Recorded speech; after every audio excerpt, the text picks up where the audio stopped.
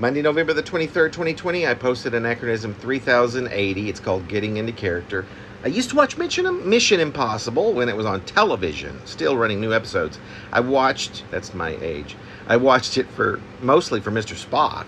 At 6 or 7, I was already a Trekkie, and it was a very odd sort of thrill to watch him play a human. As for the show itself, I don't remember much of anything else about it. I could never muster whatever it took to understand the plot line of any episode. It was too convoluted for me at the time. It was always so quiet, as if nothing ever happened.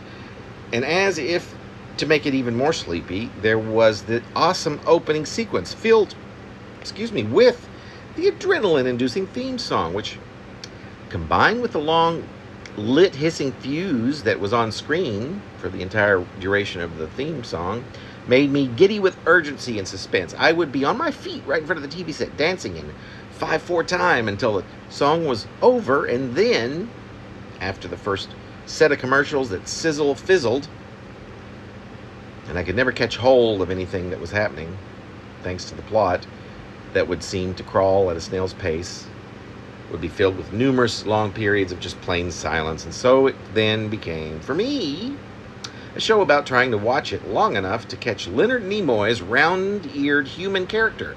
And when I did last that long, I would always find myself a bit let down. On this totally different show, which was decidedly not a Star Trek alternative universe, this character made me skeptical towards Spock.